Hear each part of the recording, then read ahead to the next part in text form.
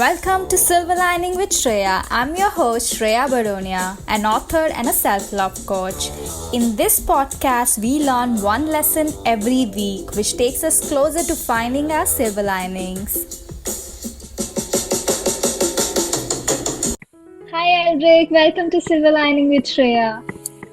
Hey, good afternoon, Shreya. I am deeply honored that you invited me for this podcast episode. And thank you. Thank you so much. To all my listeners, I want to tell you that when I started writing on LinkedIn, Aldric's content really inspired me, and how he portrays these intense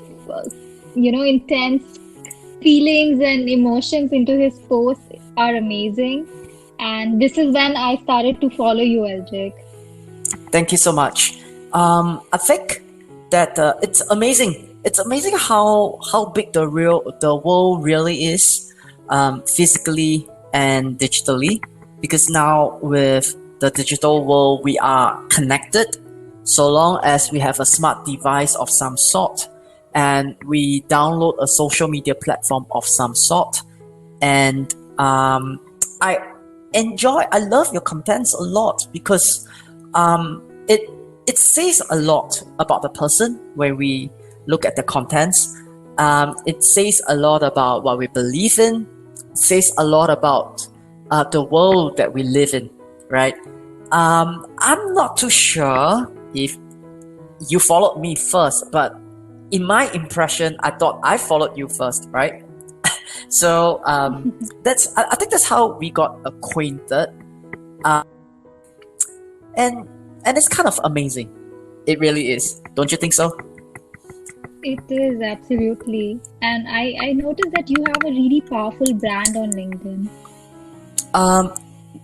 Why do you say what you say? Like, why do you think so? Yeah. So, because your content, every time I go on LinkedIn, the first thing that I notice is your content. And it's precise, it's to the point, and it's full, it's whole. Like, even if you write 2 lines, they're complete. And if somebody else posts your post, then also I can get to know that, okay, this was written by you. So that's the kind of brand you have established for yourself on LinkedIn. I see. It's an honor to hear from yourself, because in a way that I see yourself as someone who influences people, right? Of course, these days when I use the word influence, people are gonna think social media influencers and things like that. They start to think more on the Facebook and the Instagram. But one thing that it's close to my heart is that we don't have to have a title. We don't have to have a role to be who we want to be. Now that said, my post is a reflection of my thoughts, and I truly believe that all of us are not doing enough to put ourselves in the digital world. We're not doing enough. Allowing ourselves to express our thoughts in the digital world allows us to establish ourselves as a go-to person, some way, somehow. I think that is the kind of impression that you have when you consume my kind of content. And why I say that? Because it's the same when I consume your contents, right?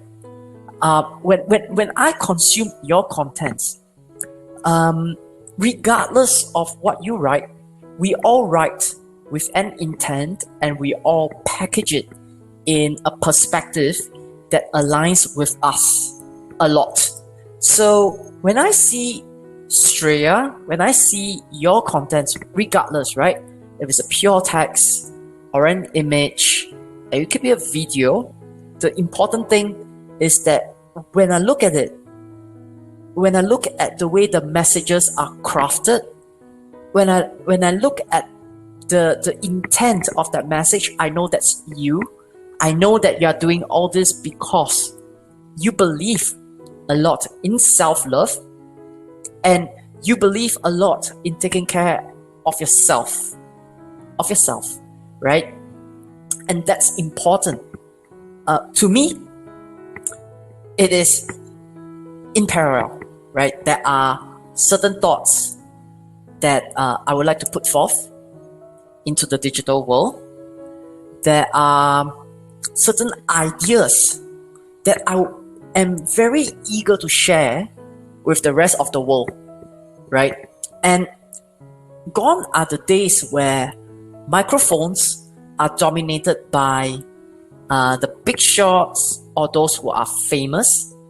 Gone are the days where the big stage is reserved for the exclusive club. Just one social media platform on our phones, and we could readily access millions, if not billions, of people that's living on Mother Earth, the same place that we are living in. So I think this is a brilliant opportunity. I truly believe so.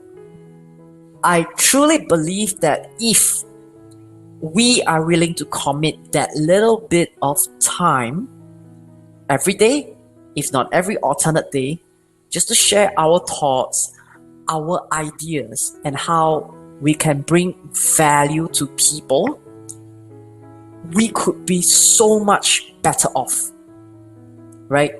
Now, to the point where I have a strong personal branding on LinkedIn, it is, and I'm sure you can agree, it is a result of sharing my thought processes. It is not a focus of just crafting and putting myself out there. So that's how I think about personal branding, and that's how I think about content. It is about giving value. It is about sharing our thoughts. It is about connecting with others. That's the journey. That's the process. And as a result of that, as a result of our commitment, we could be personally branded. We could be professionally branded. That's how I think. Right? What do you think, Shreya? It's important to hear from you too. I think your point of view is really powerful, and when internet has given us so many opportunities, I think now we do not need a PR agent to do that for us. We do not need a traditional media to put us on the front page of the newspaper. We can do that for ourselves, right? That's true. That's true. Yeah. So I was thinking, should everyone create content? What do you think about that? Well, that's a very direct and loaded question. By and large, my perspective, I think that let's not focus so much on the content per se. And in fact, what I'm going to say now, it's going to be a part of a LinkedIn article that I just published this morning. Contents are the way we look at pieces of our contributions in social media. And if we go along those lines, right, we would leave out many others who aren't in this train of being a digital native, of using social media, because we understand contents more and more internet savvy, more and more social media oriented. That's where contents come from. But if we were to really understand what make up contents, they aren't formats. It's not about text or images or voice or podcasts. Those are formats. What's really important is the message, is the communication. All of us, regardless whether we are digital native or not, we have to communicate. In office, we have to communicate to our team, and if we are at the senior management level, everyone in the organization. When we are in the military, we have to communicate to everyone that's fighting the war together with us. When we are at home, we have to communicate with everyone in the household. So that is how I think about contents. And if there is alignment in terms of how I think about contents as pieces of bite-sized communication, then naturally, my response to your question is that it's a big yes.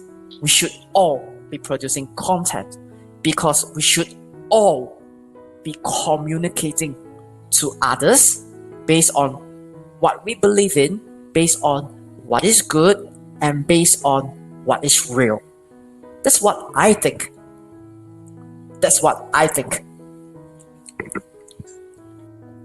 I agree with your point about communication, that it's not about what you create, it's about what you support and what is your message to the world.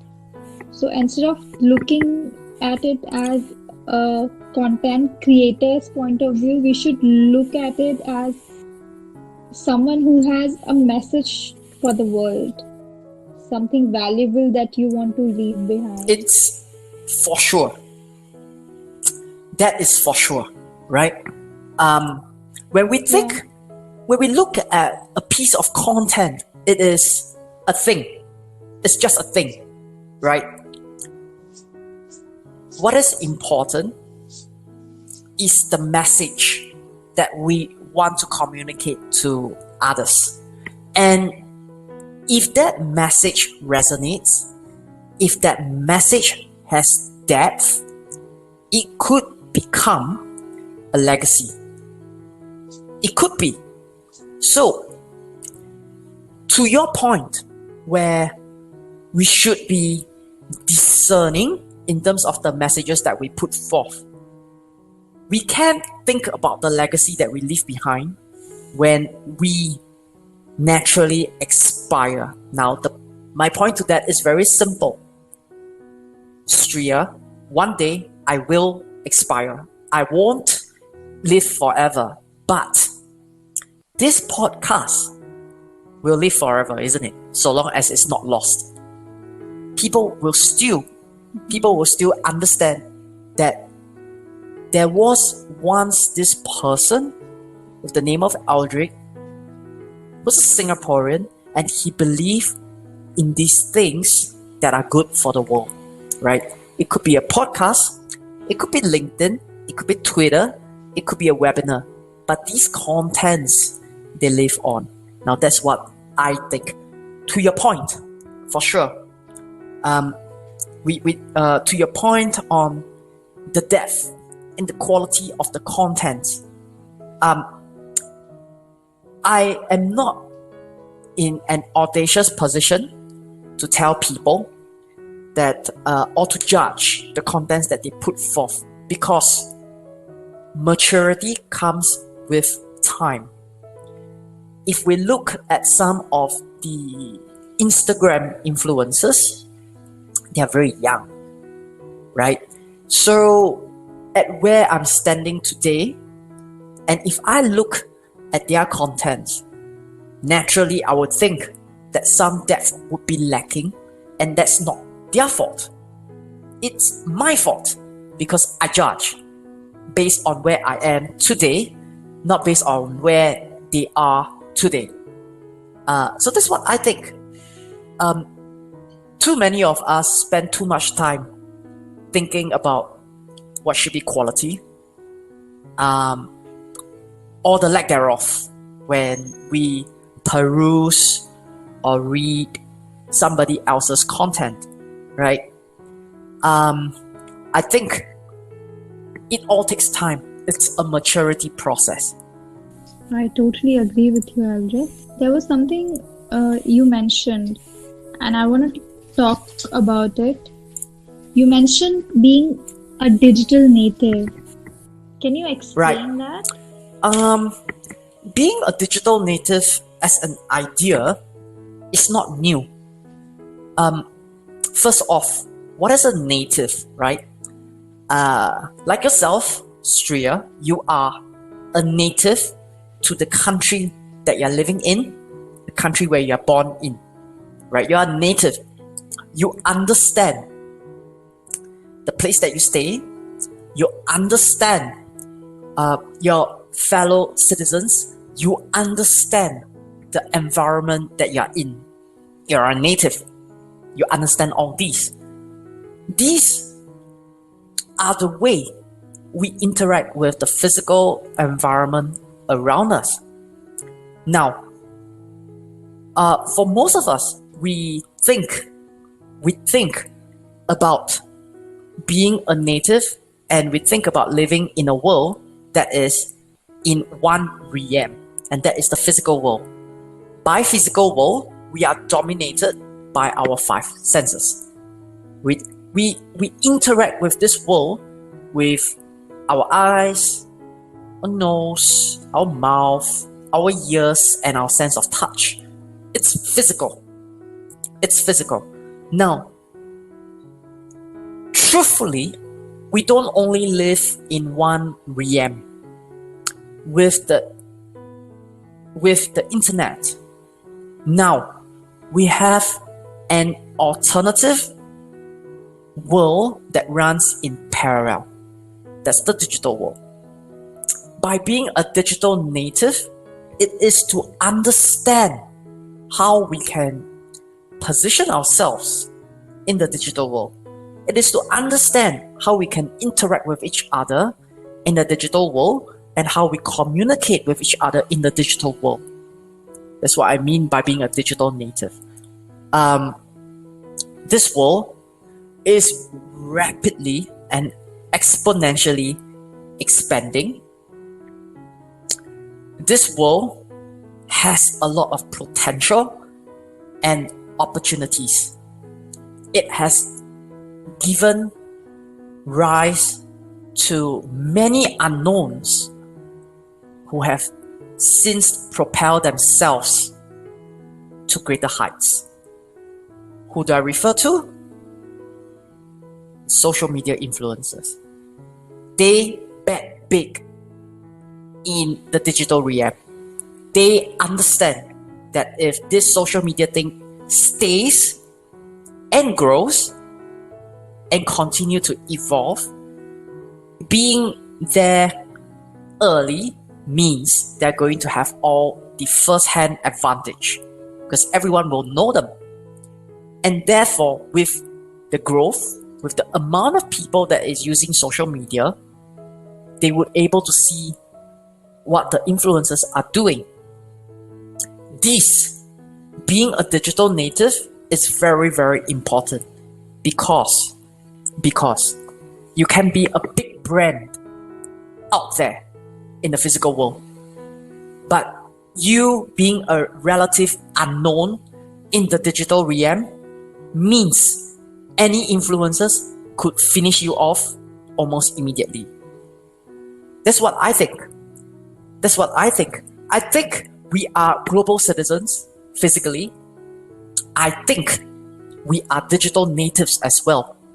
Because if we are not in that realm, there is nothing we can get out of that. There's nothing. It's like yourself. When you are on social media, right? You would be able to influence so many people that's connected using those platforms. Connected that you might have not met ever before in your life. It's like the both of us, right? We never met, but we are connected. So there's a different kind of advantages and allure that the digital world presents us, and the only way in which we can get good stuff out of that is to be a digital native. It is to understand how we can interact in the digital world. Some things are common, some things aren't. It is not likely for us to speak to strangers in the physical world. It's simply in us. It's not possible. But when we are in a commercial setting, we do. We network, isn't it? We attend networking events. We attend professional development courses. We introduce ourselves to people we have never met. Now that has parallels with the digital world, one part of it, which is known as LinkedIn. So, this is what I think. I think that being a digital native is to understand how that alternative world is presenting its opportunities to us. It is how we can carry ourselves professionally and proficiently for people to know that we exist. This is what I think. That's a fair point, Aldric. And I truly believe that, as much time as we spend at home, we spend at least 10 to 12 hours on our phone, on internet, on digital media or social media. So even if you would not like to call yourself a digital native, you already are. So why not use that time to make something meaningful out of it, to present yourself like what you want to be known for. So that's when being a digital native becomes an integral part of our life, especially now, because after this COVID-19 outbreak, our entire system has become digital, right? So it's very important for all of us to understand the value and the opportunities that lies under this digital world. In fact, I would go as far as to say that you are right. And here's what I think. When we think about the digital world, there are various impressions that work against us.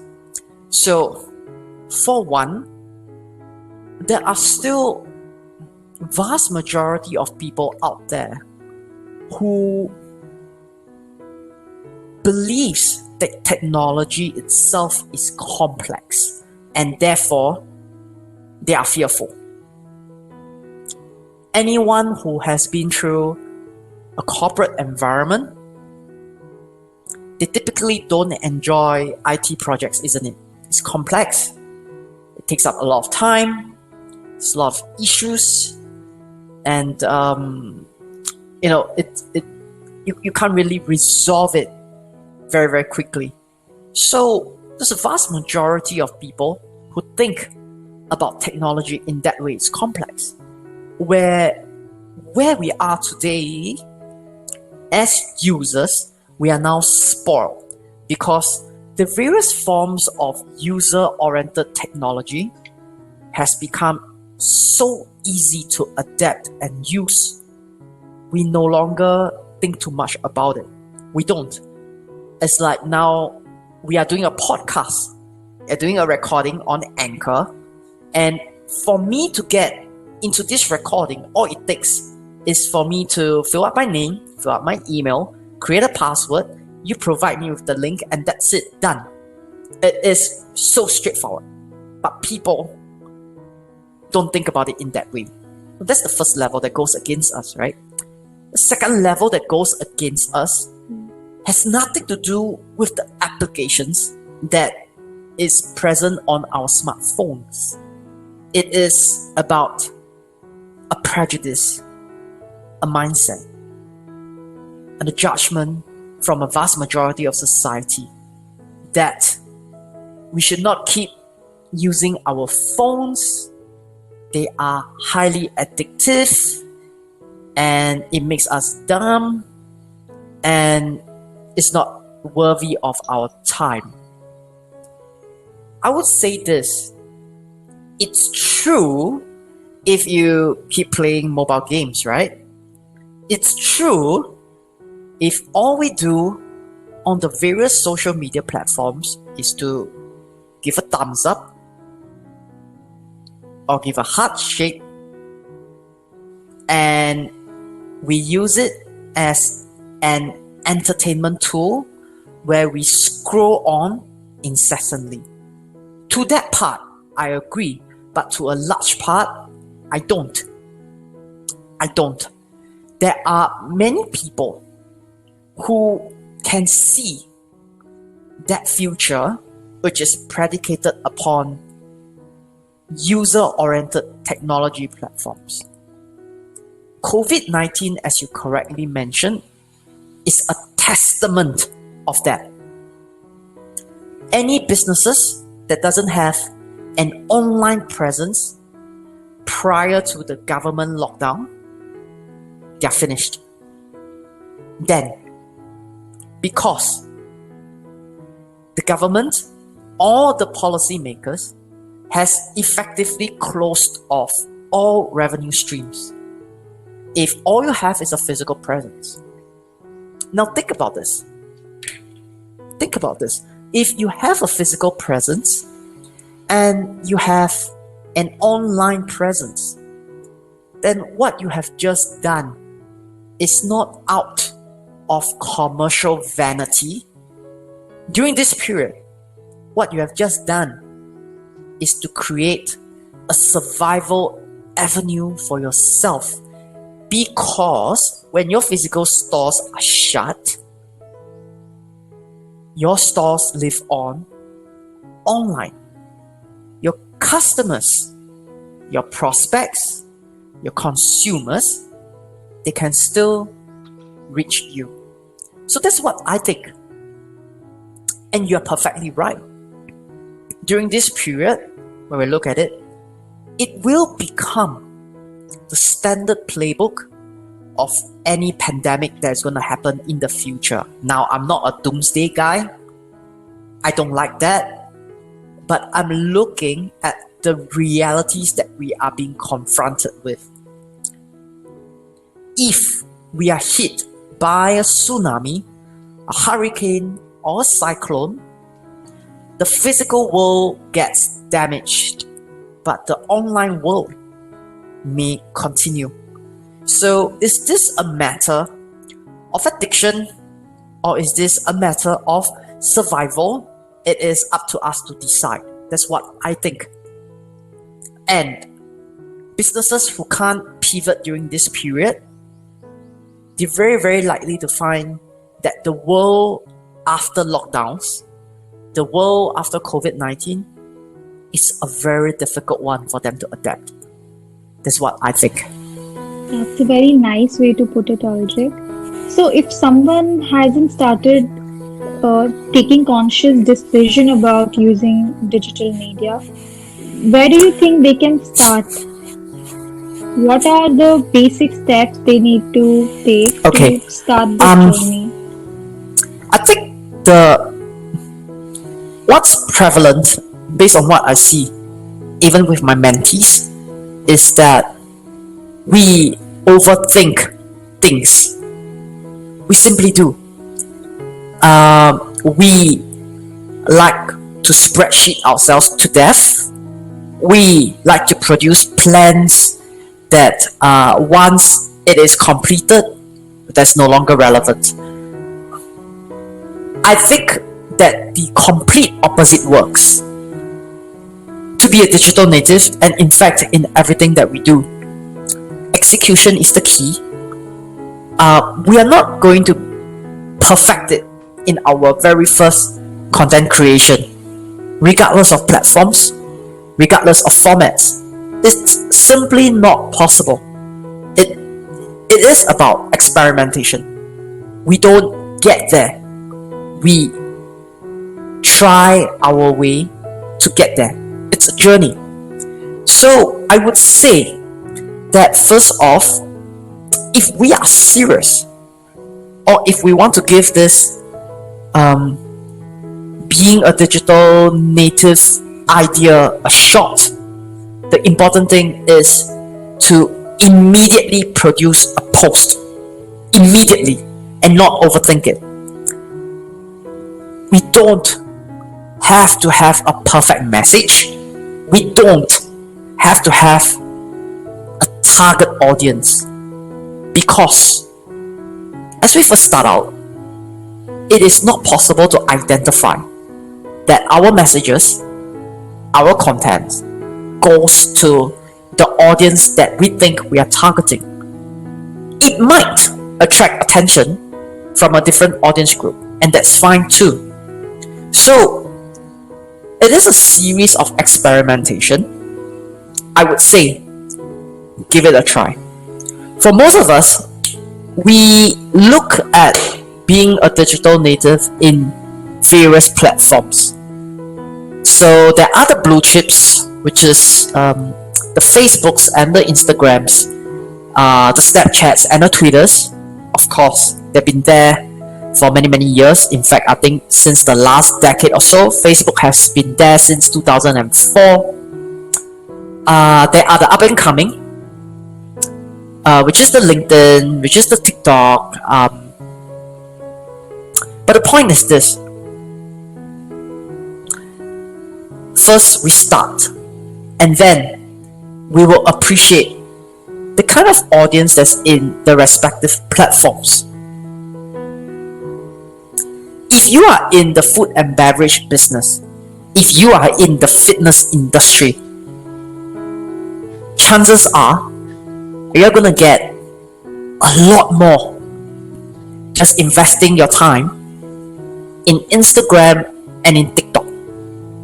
It's a lot about visuals, videos, and show and tell. You might come on LinkedIn, you might, because you are trying to target some form of working professionals to get their attention. You might, but think about the traction, right? Today, as social media and technology continues to evolve, there are simply many platforms that serves different purposes. So I would say that if you want to position yourself as someone who has a lot of knowledge, go on Quora, which is where you are too, isn't it? Go on Quora, answer questions. Yeah. That is content. Your answer is a content there, right? You want to build your expertise, you want to build yourself as a subject matter expert, go on Quora, go on LinkedIn. It's a choice. If you are a DJ, if you are someone who understands entertainment, conversation, if you are someone who naturally gets the spotlight on you, Twitter might be the place. It's all about conversations. To some people, Twitter doesn't make sense. It's like, what's this tweet thing? Like one sentence, two sentences, and things like that. But it's not about the sentence. It's about the context. It is about hijacking a conversation. Think about going to a pub or a club where you're not drinking, where you're at the pantry, people are talking, and you just walk into their conversation and hijack that conversation. I think Twitter is for that. But are you the kind of person who can do that? If you can, that's the platform for you, right? So that's what I think when people first start out. First, there is no need to be too concerned about the platforms, about the people. Try. You might take 10 minutes to craft a piece of content. The point is to be efficient in our communication. So 10 becomes 8, 8 becomes 4, 4 becomes 2. In the process of refining, you will be marveled at the kind of people who are attracted by your communication. Now, I think that works. And for that to work, Naturally, I'm a practitioner of this. I subscribe to this. But at the same time, for me, this is about effort. This is about effort. There is no such thing as a quick buck, even in the digital world. We build our following. We invest our time to nurture the community. We spend time on our communication. It is about effort. So experiment, try, refine, and understand that as with all good things in life, it takes time. That's what I think. Interested to know what you think, Shreya. Very, very interested to know.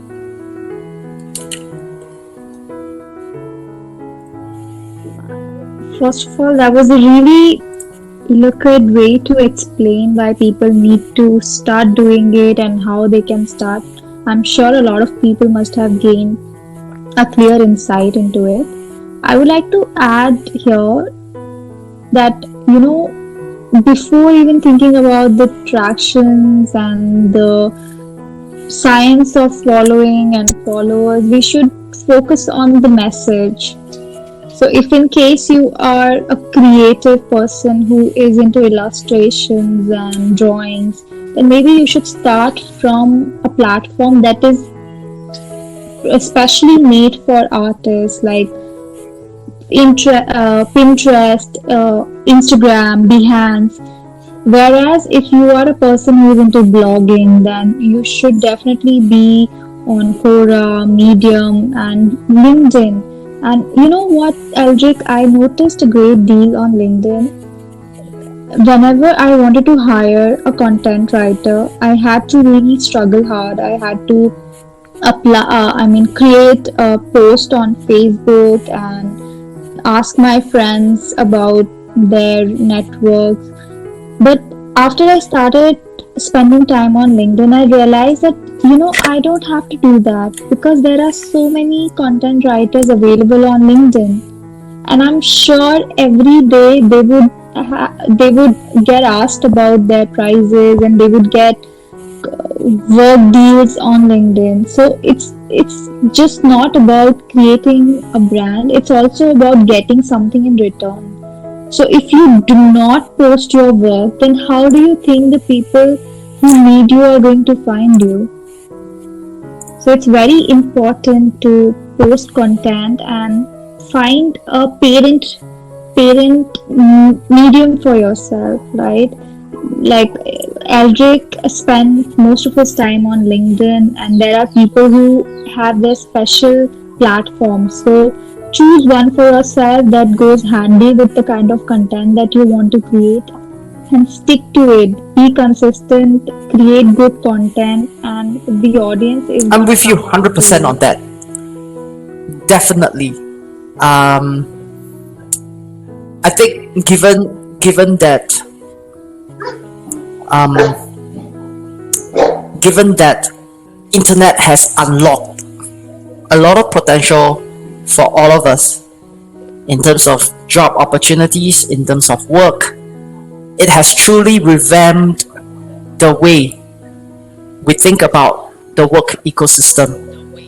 But that said, we should not be lost in the world of virtual assistants, chatbots, and content producers.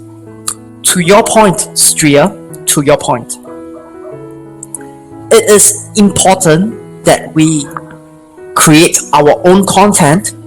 It is important that we engage with our own followers by replying to them personally and not using a virtual assistant or an intern because they aren't going to sound the way we do because they don't think the way we do.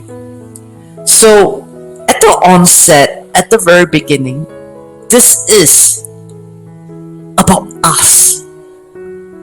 And this is a mindset that we are worth the time. We are the ones who built a following, nurturing a community, and when they engage with us, we engage back. Truth be told, even in my LinkedIn live streams every Thursday, I mention this routinely. I said, you can basically hire a team of virtual assistants to produce content for you, to reply to the comments on your behalf. But to the receiver who spends time communicating with you via comments or consuming your content, they can smell that it's not you. They can smell that you have assistance. Nothing wrong with that. It's just that you have discounted your own authenticity, which is lacking in the online world. So the more we have it, the better it is. Now that's what I think. To my point, we are worth it. We are worth it, right? Definitely. And why not? There isn't a why not. If we aren't worth it, we won't exist at all. So for yourself, or as a self-love, you won't think about it at all because you're worth it. For every word and dime behind that, right? And it's about the people. Our highest cause, our highest vision and mission has always been about the people. Nothing else. So that's what I think. I think we all worth it, and we all need to be ourselves out there on the digital platforms. With this, we have come to the last segment of our episode. And Aldric, I would like you to tell our audience 3 tips they need to keep in mind while building their LinkedIn brand. I'll keep it simple of advice? because this is a question that I get pretty frequently. So I published that on my article too. So one, when thinking about our branding, when thinking about LinkedIn, understand that this is a platform for working professionals, and that we connect because we are here to network, we are here to learn from each other, right? So before I get into what works, I'll just say what doesn't. First, if it's all about your job, if it's all about what you do in the company, if it's all about your product white paper, all the services that you sell, it won't go well because people won't be bothered. It's like having an advertisement hijacking you when you are streaming YouTube. You can't wait for the 5 seconds to go away so they can skip ad. So don't do that. So what works? Focus on ourselves. Turn the spotlight back to us. To us as individuals, as working professionals. What do we stand for? So to me, Shreya, yourself, you have a very strong brand. Self-love, right? To the connection that I invited you to connect with, which is Jacqueline, she talks a lot about love. Everyone knows positivity and love, right? For me, what I stand for, clarity. I like clarity. I can deal with grey. The world isn't about black or white. There's huge shades of grey. But amidst that, we should also seek clarity within what we see or what we can't. So that's one, right? I'm big on perspectives too. I think that the entire idea that everything in this world would have a correct answer is a bad one. I think that's a very bad idea. In natural sciences, in calculus, in mathematics, for sure.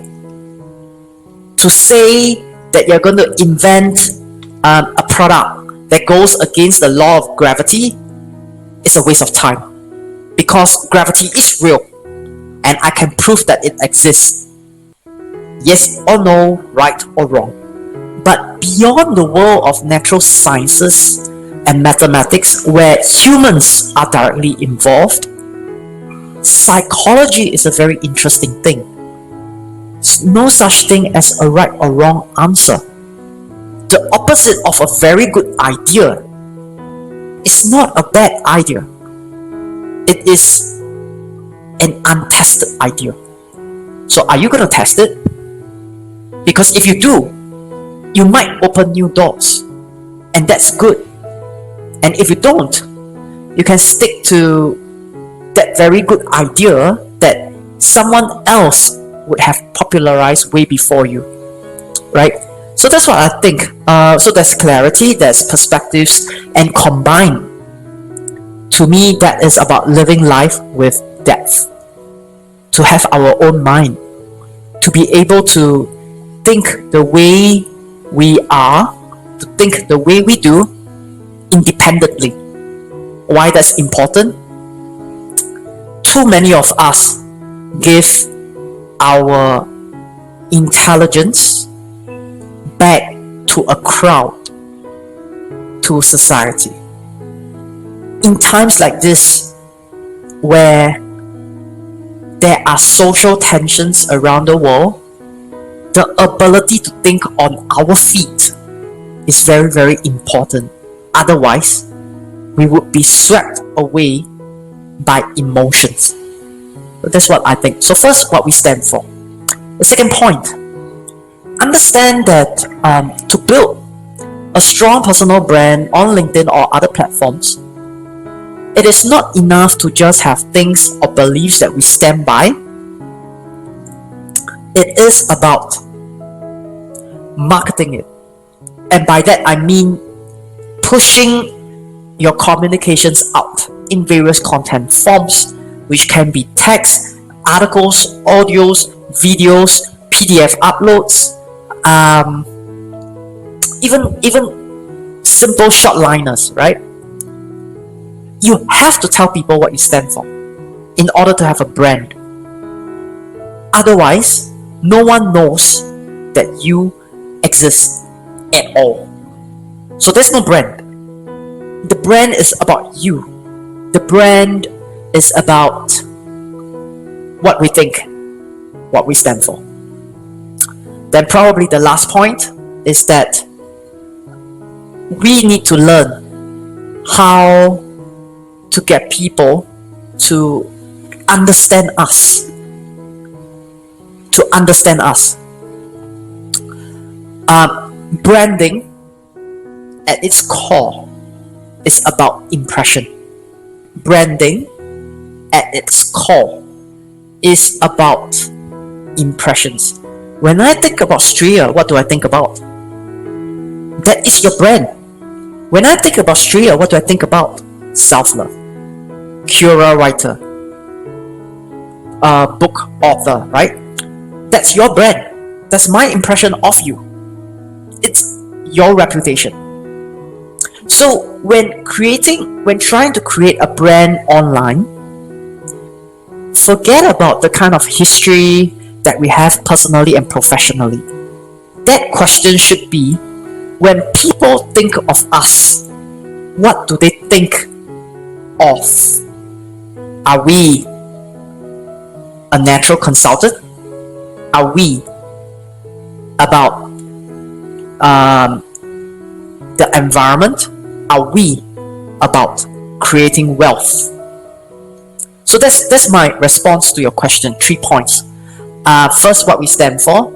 Second, market ourselves. And third, the impression that we seek to build, which is about how other people think about us. 3 points. Aldric, thank you so much for describing it in such details. I'm sure it's gonna help a lot of people, and a lot of people are going to start their personal branding journey with these advices. I would also like one point here. I think before jumping into the pool of creating content and building a personal brand, you should also look up to people. Like if you're starting your journey on LinkedIn, you should go check out what other people are doing. People who are thought leaders in their particular industry. And one such example would be Aldric because he has created a strong personal brand and every piece of content he shares has a lot of value, and I'm surely going to be adding all the profile links so you can check it out. And there are amazing people out there. So you need to, if you can't build a strong plan for yourself, just see what all these successful people are doing. Just copy paste it. So it's not that difficult. You And just have in to fact, put constant effort it's into it. we have to put in the effort, but at the same time, we should not overthink the effort that's required. We should be thinking and measuring it in terms of minutes and then be out. So create, publish, and then be out. Do not worry too much about how well is it going to do. Do not worry too much about the judgment that's going to come via these platforms, because if you truly understand why you're doing all these, if you truly understand why you are putting forth your thought processes into contents to be published, and you are trying to do something for yourself, for your community, and for everyone outside, then also understand that you're not gonna always have friends. The people that's out there trying to build an empire for themselves will eventually cross their paths with their enemies, and that's fine too. That's fine. We can't please everyone, but we can be true to ourselves, and I think that is important. Absolutely, absolutely. Aldrich, I can't thank you enough for sharing these It's my pleasure, valuable Shreya. insights with Definitely. all of us. And I've been recommending your profile to my connections because I think there's a lot of good in your content. So keep doing what you're doing. I'm deeply honored to be here today. Thank you very much. And of course, if time comes to pass, we can always work together again. Absolutely, and that's very kind of you. Definitely. I Thank you so hope much, you have a Shreya. great You have a day good day. and see you next time. Bye. You too. Bye. Okay. Thank you so much.